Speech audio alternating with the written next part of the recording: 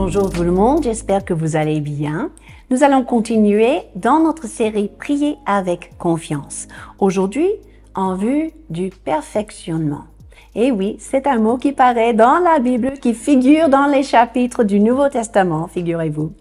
Et aujourd'hui, nous allons regarder un passage en particulier et le décortiquer un petit peu dans 2 Corinthiens, chapitre 13 et versets 7 à 14. Parce que là, nous entendons une prière venant de l'apôtre Paul, qui a beaucoup d'importance pour nous aujourd'hui. Pour résumer les 4 ou 5 points principaux, Paul prie que vous ne fassiez rien de mal.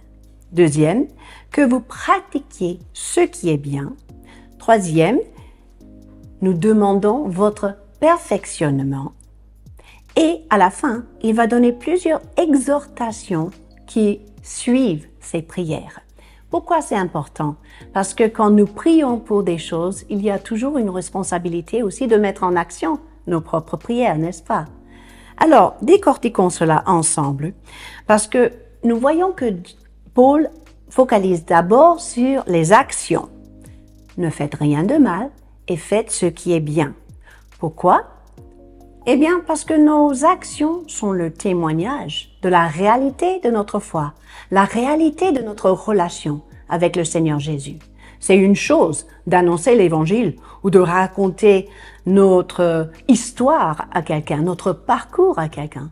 Mais c'est une autre chose de manifester la véritable relation que nous avons avec le Seigneur Jésus, y compris notre soumission à sa volonté et notre transformation par sa nature. Donc, quand Paul prie que le peuple ne fasse rien de mal et fasse que ce qui est bien, il a bien ciblé le comportement des chrétiens à l'époque, ce qui est pertinent pour nous aujourd'hui, n'est-ce pas? Alors, ensuite, il va expliquer la raison pour cette prière, en vue de notre perfectionnement.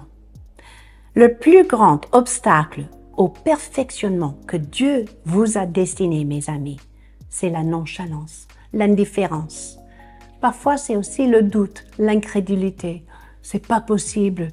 Et on laisse traîner ces pensées dans nos têtes qui empêchent ou qui ralentissent l'œuvre du Saint-Esprit pour nous perfectionner. Il est temps de se débarrasser de l'apathie, de l'indifférence à ce sujet et poursuivre et par nos prières et par notre recherche de Dieu, le perfectionnement qui nous a destinés. Suite à sa prière, Paul a rajouté des exhortations très pertinentes et j'aimerais les souligner avec vous aujourd'hui. Il dit déjà qu'il veut que le peuple de Dieu soit bien ancré dans la joie de sa présence. Il dit « Réjouissez-vous ». C'est une occasion de saisir, de garder précieusement la joie qui vient de notre Seigneur. Ne vous faites pas voler. La joie vous appartient. La joie de Dieu est votre force. Et c'est quelque chose à considérer précieuse de demeurer dans cette foi. Ensuite, il dit que nous sommes appelés à poursuivre intentionnellement la croissance spirituelle. Parce qu'il a bien dit « perfectionnez-vous ». La perfection ne veut pas dire être sans défaut. La perfection parle de la maturité, l'accomplissement de la volonté de Dieu dans nos vies et surtout dans notre caractère. Ensuite, qu'est-ce qu'il dit? Consolez-vous. C'est-à-dire que Dieu veut que nous soyons sensibles à ceux et celles autour de nous qui sont dans la souffrance et que nous soyons des instruments de consolation aussi. Ensuite, il dit « ayez un même sentiment et vivez en paix ». Là, il veut souligner la nécessité pour les chrétiens de vivre dans l'unité, dans l'harmonie et d'être proactifs dans nos relations les uns avec les autres.